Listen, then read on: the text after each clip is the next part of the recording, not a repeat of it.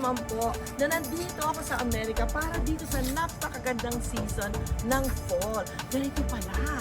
My goodness me, all these beautiful colors of the autumn leaves in their peak season. Wow! Di ba mga ginintuan, reddish and all, natataranta po ako. Postcard beauty talaga.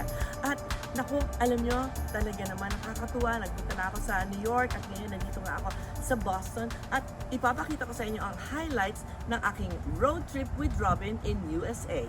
Eto na!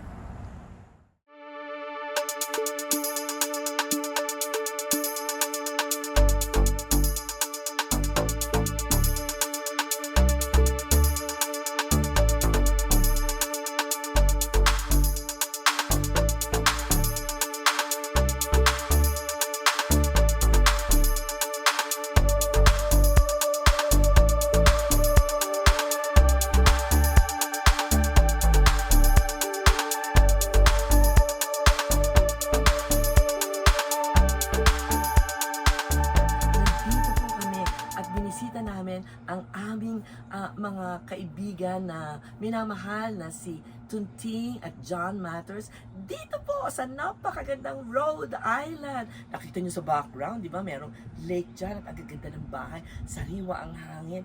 Hindi po uso dito ang mga may bakod pa, ha? Wala pong bakod. At ang temperatura nito, siguro mga 15, 16 Celsius, ganyan. Kaya, tsamban-tsamba talaga ako. At ang araw ay maliwanag. Ngayon, mayroong ulap, kuminsan, halos, it's a cloudless sky.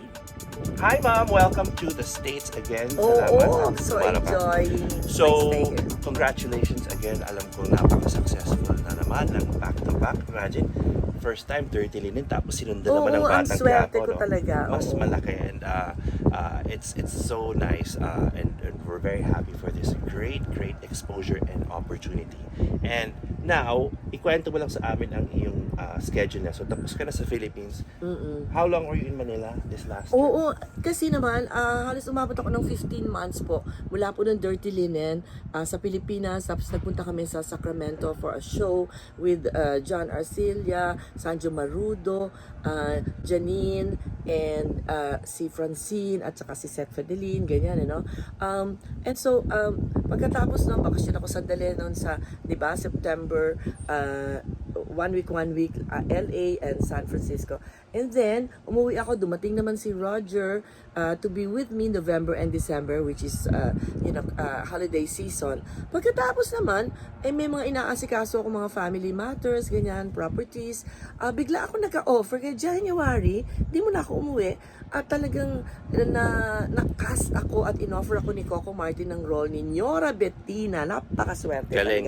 Dahil sabi niya gano'n, na-impress siya sa akin dun sa portrayal ko ng Doña Fielo sa Dirty Linen. Alam niyo, talaga swerte lang ang buhay. Tapos na-stuck na ako doon hanggang eto na nga po at nakamasakir naman kami ang Caballero family ngayong September at yun na nga, minarapat ko na lang na umalis at syempre iniintay na rin po ako ng asawa ko sa Isle of Man at dahil may konting panahon, dinalo ko naman ang aking anak dahil hindi naman kami madalas makita din ni Robin. Yun. So yan, from here, diretso ka na from the States, pabalik ka na ng UK. Isle of Man, yes. So, you won't know how long you'll be there now. Oo, siguro, I think papayagan naman ako ni Roger. Actually, may offer na ako actually from one of the networks.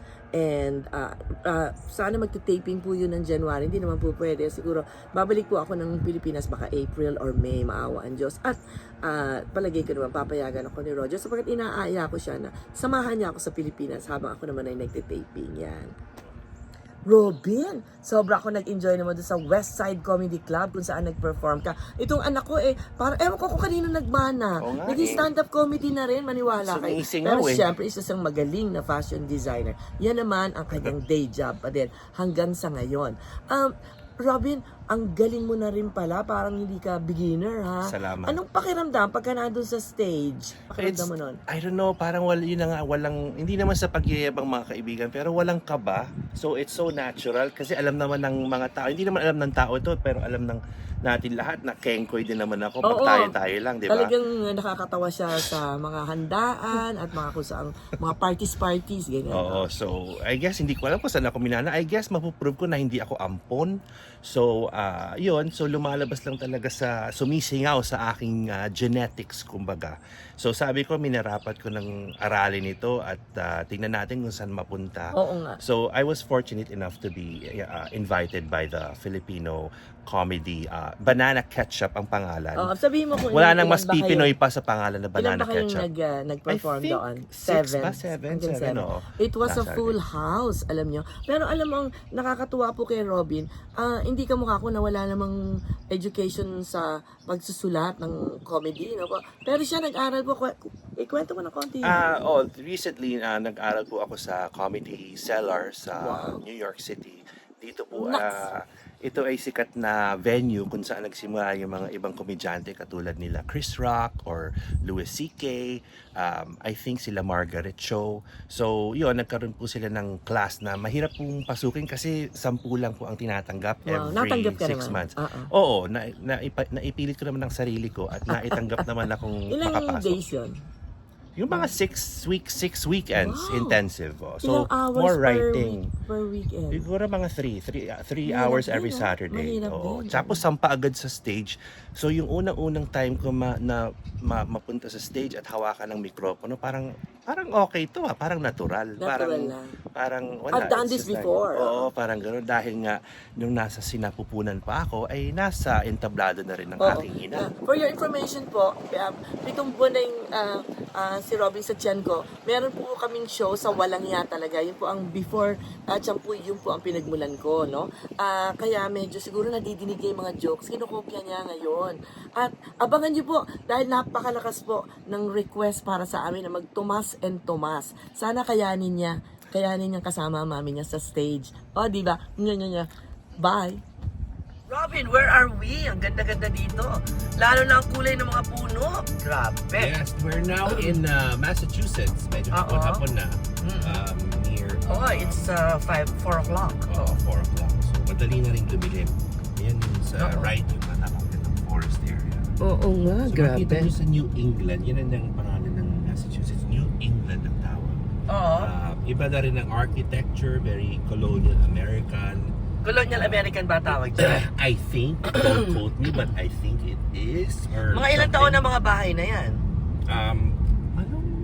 Matagal-tagal na rin. May 50 years, mga ganyan. I think, siguro mga 50s or 60s. So this is my... Oh, wait, Oh, look at that. color. Yan ang gustong-gusto kong kulay sa... Ano bang kulay yan, anak? At ikaw is, Parang crimson. designer. Crimson. Ito yung napaka-orange kanina. Ay, ito ba? Oo. Pero iba na kasi. Woo! Hello there, Test Tube. Another day. Another glorious day in Holliston, Boston. Hello. Say hello, Mommy Cochurella. Hello. Hello. And that's the mom of John Cochurella, partner and husband of my son, Robin. And we are here in Boston. Siyempre, magtatagalog naman ako. I have to speak in Tagalog because the fans are, would like to prefer Taglish. Yeah. And you can see in my background how beautiful a day it is. And all these autumn leaves in peak colors, as Robin would say. Parang panaginip po ito. Kasi parang hindi ako makapaniwalang pwedeng gumanda ang araw ng ganito. Sapagkat nanggaling po ako sa Pilipinas and you have a storm right now. And in the Isle of Man, it's a bit dodgy because it's rather a few hours of sunshine, and then it becomes gloomy, and then it becomes rainy. So pabago-bago, no? Pero dito, pag ganito to, hanggang hapon, ganito na po ito. Mamaya po, papunta po kami sa Mohegan Sun Casino. At ang nagda-drive ay si Robin. Say hi but without looking. Hi! Ayan, si Robin. Nakita Driver. niyo na. Okay, driver. Kami ang mga senyora nandito sa likod. See you later. No, nandito po ako sa Mohegan Sun Casino.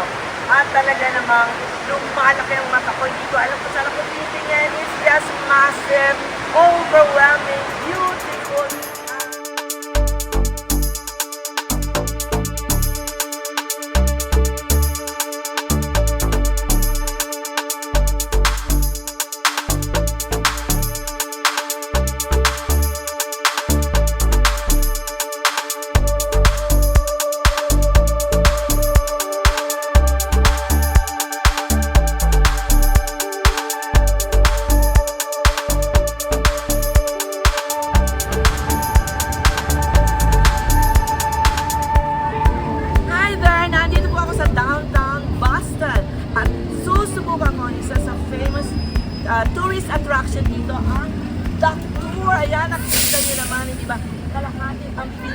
kalahating boat yan. At magkakaroon tayo ng tinatawag na city tour at river tour. Hindi nyo maintindihan, mamaya maintindihan nyo. Papa-experience ko rin sa inyo. Abangan nyo.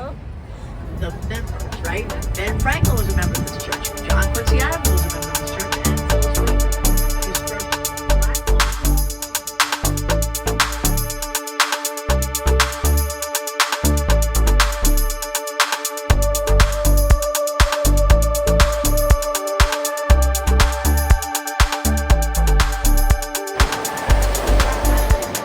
Ooh, you certainly get a lot shorter when getting the water out.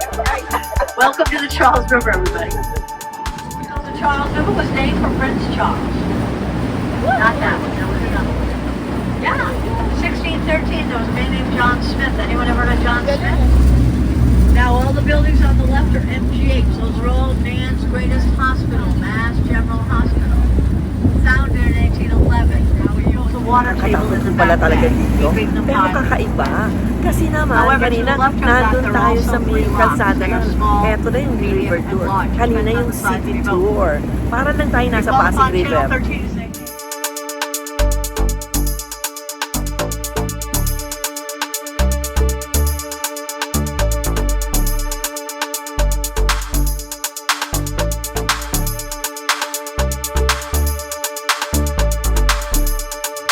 Ito po ang famous Charles River at pagkatapos nun, nandun naman ang Cambridge area.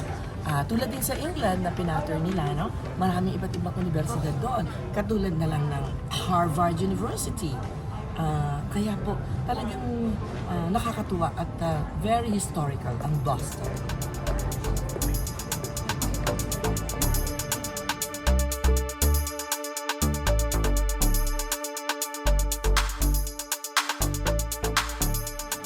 Naku, really enjoyed po my stay here in America. At nandito po ako ngayon sa Boston Logan Airport for my trip now to Heathrow Airport and then to Isle of Man. So parang ang bilis lang. Pero enjoy na enjoy ako from the time I was with Robin in New York. Tapos nag-road trip kami. Papunta na kami ng Rhode Island hanggang dito sa Massachusetts at dito nga sa Boston. So sana po nag-enjoy kayo sa aming road trip with Robin. Dito lang sa Test Tube with Tessie Tomas.